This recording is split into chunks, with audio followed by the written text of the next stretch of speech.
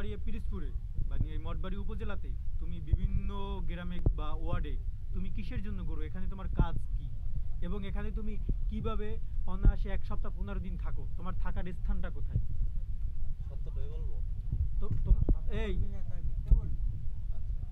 আমি মঠবাড়িয়া চিনতাম একমাত্র তাবান্না নানুর জন্য।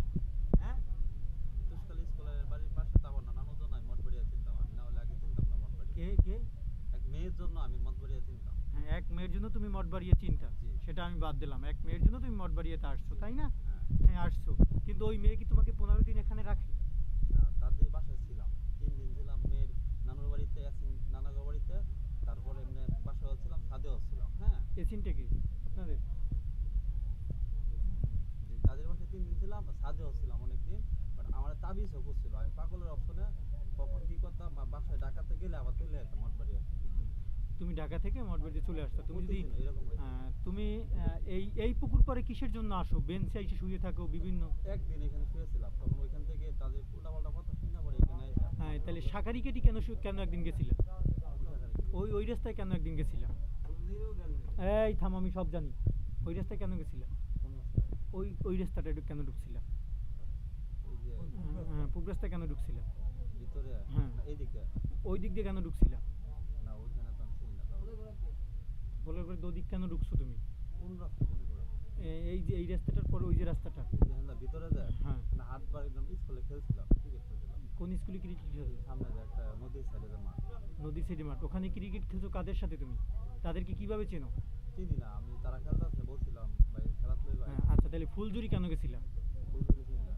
তুমি ফুলজুরিতে গেছো সকালে, সাইকেলে কেন ওদিক গেছিলে? আর সাইকেলটা কার? ওই যে এর লাগে ঘুরছি। সকালে তোমার সাথে ঘুরছে? সকালে তোমার সাথে ঘুরলে তুমি বিকেলে কেন তাকে এখানে ধরে নিয়ে আসছো? সকালে কেন আনো নাই? কবে? যখন ফুলজুরি সে গেছে। এটা অনেক আগে, আজকে না। আচ্ছা, তুমি মাদক সেবন করো কেন? আমি আমার লাইফে বিড়ি কাজ করি। হ্যাঁ, বিড়ি কাজ করি। বিড়ি ব্যবসা করো? মানে নেশা জগতে কোনো কিছু কাজ করি না। কোনো কিছু টাচ করো না? না। আচ্ছা, তাইলে তুমি সেনাবাহিনীর পরিচয় কেন দাও? এটাও দিই না আমি। আমি তো আগেই বলছি, আমি সত্য কথা বলি। সেনাবাহিনীর পরিচয় কেন দাও? আমি এখনো বলি সেনাবাহিনীর পরিচয় দিছো না তুমি? ইউনিফর্ম এই ওইট এখন সেনাবাহিনীর পরিচয় কার জন্য দিছিল? প্রমাণ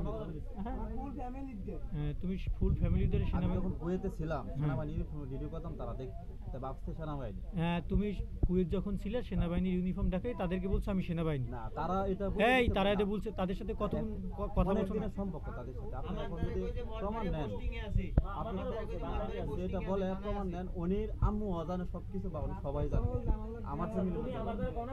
আমি সেনাবাহিনী কোচিং আছি না, এটা হয়তো আমরা আম্মু বলে দিছি, আপনার মা আমারে বলে দিছিল, তার জন্য বলছি। আমার মা বলে দিস কি তুই আমার কোন যে মিরাজ সাহেবের আমার বলে বা মিরাজ সাহেব নারী দর্শন মামলায় আছে, আপনি কি জানেন মামা আমার বন্ধু কয় না, উনি আম্মু আমার কই দিছে। কত বড় গ্যাং তুমি? মিরাজ মেয়ের কথা বলতে বলছে ওইটা বলে না, ওইটা এবার বললি কেন সেনাবাহিনী পরিচয় না দিলি?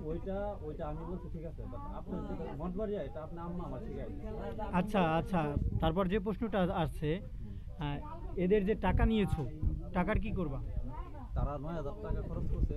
এটা হাত নিচে নামাইয়া টাকার কি করবা? 9,000 টাকা খরচ করছে, তাদের টাকা উদ্ধার করতে গিয়ে আমি নিজে 27 দিন জেল কাটছি